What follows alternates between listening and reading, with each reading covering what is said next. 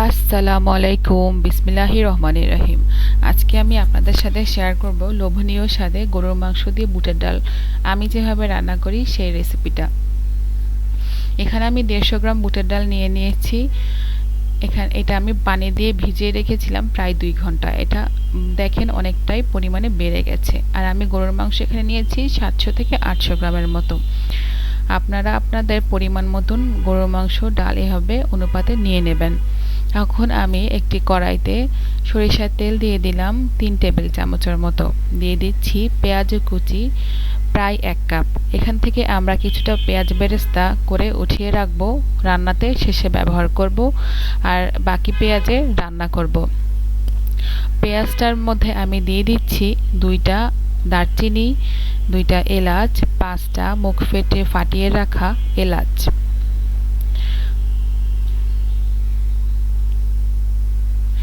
এখন আমি এটা ভাজা ভাজা করব। বেরেস্তার পর্যায়ে যখন চলে যাবে তখন এখান থেকে অর্ধেকটা আমি উঠিয়ে রাখবো, আর বাকি অর্ধেকটাই রান্না কমপ্লিট করব।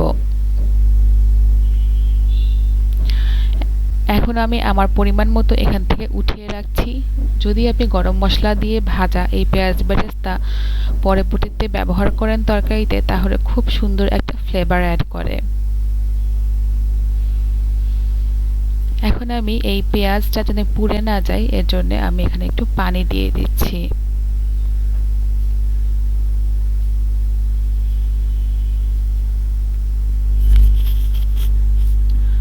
পানি দিয়ে ভালোভাবে নেড়ে আমি বাকি মশলাগুলো অ্যাড করব। পানি দেওয়ার কারণ হচ্ছে অন্য মশলাগুলো অ্যাড করার সময় জানি এই পেঁয়াজগুলো আরও বেশি ডার্ক না হয়ে যায়। এখন দিয়ে দিচ্ছি 1 চা চামচ আদা বাটা, আধা চা চামচ রসুন বাটা, আর 1 চা চামচ লাল মরিচের গুঁড়ো, স্বাদ মতন লবণ, দিয়ে দিচ্ছি হলুদ 1 চা চামচ, দিয়ে দিচ্ছি ধনিয়া গুঁড়া আধা চা চামচ, আর দিব আধা চা চামচ জিরা গুঁড়া। যেহেতু এখানে মাংস আর ডালের পরিমাণ খুবই কম, আপনারা আপনাদের পরিমাণ মতন বাড়িয়ে বা কমিয়ে ব্যবহার করতে পারেন। দিয়ে দিচ্ছি অল্প সামান্য পানি মশলাটা কষানোর জন্য।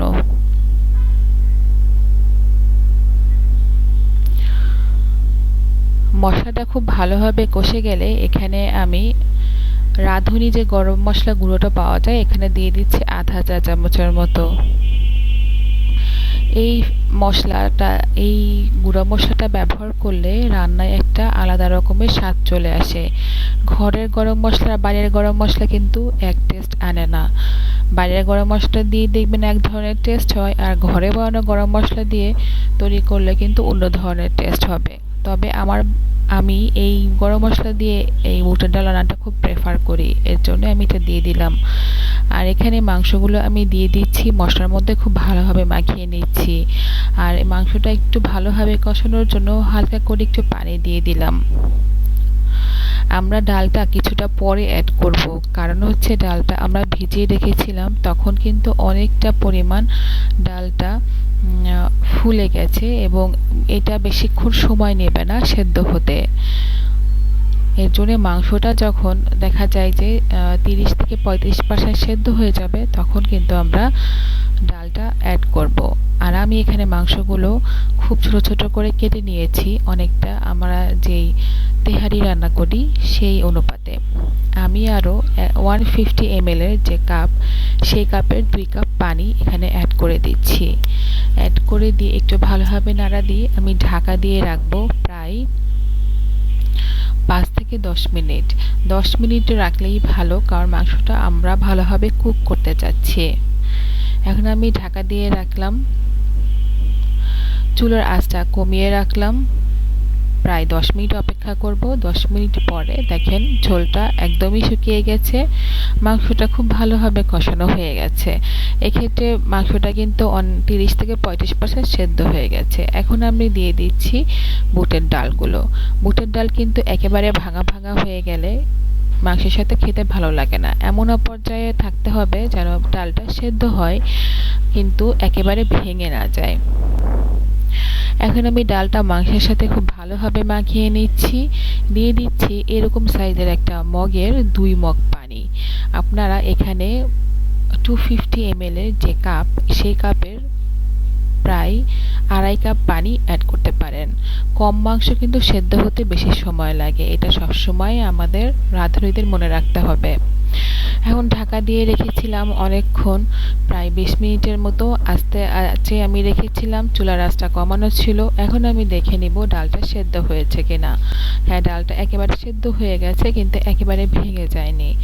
আর আমি এখন দেখে নিব মাংসটা সেদ্ধ হয়েছে কিনা। আমি নর্মাল পানি কিছুটা একটা বাটিতে নিয়ে নিলাম, সেই বাটির মধ্যে মাংসটা রেখে দেখে নিচ্ছি। হ্যাঁ, একদম সেদ্ধ হয়ে গেছে আলহামদুলিল্লাহ। এখন আমি ঝোলটা শুকোনোর জন্য জোরে আঁচটা বাড়িয়ে ঝোলটা শুকিয়ে নিলাম। এই পর্যায়ে আমি আর ঢাকা দিইনি। এখন দেখেন ঝোলটা অনেকটাই শুকিয়ে গেছে। এখন আমি 4-5টা কাঁচামরিচ দিয়ে দিলাম আস্ত, এরপরে দিয়ে দিলাম পেঁয়াজ বেরেস্তা। আমার রান্নাটা প্রায় কমপ্লিট হয়ে গেছে। আপনারা আমার এই ভিডিওটি ভালো লাগলে লাইক করবেন, কমেন্ট করবেন, শেয়ার করবেন। আর কোরবানির গরুর মাংস থাকতে থাকতেই বানিয়ে ফেলুন লোভনীয় এই স্বাদের বুটের ডাল দিয়ে গরুর মাংস। এটা লুচি, পরোটা যে কোনো কিছু দিয়ে খেতে খুবই ভালো লাগে। মৌসুমি কুকিংসকে সাবস্ক্রাইব করে বেল বাটনটি ক্লিক করে পাশেই থাকুন। লাইক, কমেন্ট, শেয়ার করুন। সবাই ভালো থাকুন। আসসালামু আলাইকুম।